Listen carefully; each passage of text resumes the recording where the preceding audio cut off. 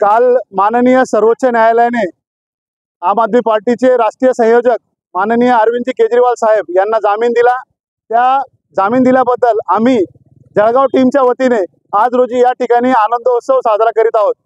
आज केजरीवाल साहेबांचा जामीन म्हणजे हुकुमशाहीच्या विरोधात लोकशाहीने संवेदनशील आणि सनदशीर मार्गाने मिळवलेला हा विजय आहे। या विजयाचा संपूर्ण भारतभरातून जल्लोष होत आहे आणि जेव्हा जेव्हा सरकारी यंत्रणेकडून चांगली कामं करणाऱ्या माणसांना जो त्रास होतो, या त्रासामुळे त्यांचं जीवन उद्ध्वस्त होतं। आज आपण बघितलं की 6 महिन्यापेक्षा जास्त काळ केजरीवाल साहेबांना तुरुंगात राहावं लागलेलं आहे आणि चांगले कामं करत असताना फक्त हुकुमशाही पद्धतीने त्यांना जेलमध्ये टाकण्यात आलं। आज त्या गोष्टीचा आम्ही या ठिकाणी निषेध नोंदवतो आणि आम आदमी पार्टीतर्फे आज रोजी आम्ही आनंदोत्सव साजरा करतो। लेकिन पराजित नाहीये।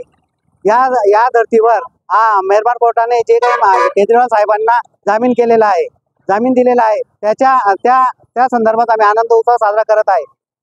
गेल्या 6 महिन्यापासून जे भ्रष्ट सरकार, केंद्र सरकार यांनी जे काही ईडी आणि ज्या काही संस्था आहे यांच्या सहाय्याने जे प्रेशर किंवा दबाव घालून साहेबांना मध्ये ठेवलेलं होतं, परंतु जे काही सुप्रीम कोर्टाने त्यांचे जो न्याय निर्णय देताना किंवा जे काही ऑर्डर करताना सीबीआय आणि या संस्थांची जी कानउघाडणी केलेली आहे आणि कशा पद्धतीने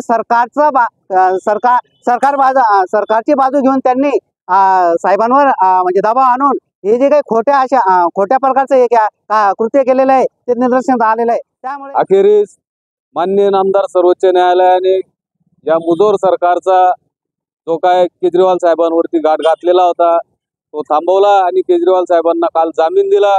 याच्या सारखा मोठा आनंदोत्सव आमच्यासारख्या सर्वसामान्य कार्यकर्त्यांना कुठलाही नाही। केजरीवाल साहेब भ्रष्टाचाराच्या विरोधात काम करत असताना त्यांना ज्या पद्धतीने दाबण्याचा प्रयत्न केला गेला आहे, ईडी सीबीआय सारख्या सर्वोच्च संस्थांचा गैरवापर करून केजरीवाल साहेबांवर जे काही खोटे गुन्हे नोंदवून त्यांना 6 महिन्यापर्यंत जेलमध्ये ठेवून जो भ्रष्टाचाराविरुद्धचा आवाज आहे तो दाबण्याचा प्रयत्न केला गेला, त्याचा जाहीर निषेध करून चाळीसगाव तालुका, जळगाव जिल्हा आम आदमी पार्टी या सर्व बाबीचा जाहीर निषेध करते आणि आज हा आनंदोत्सव साजरा करत आहे।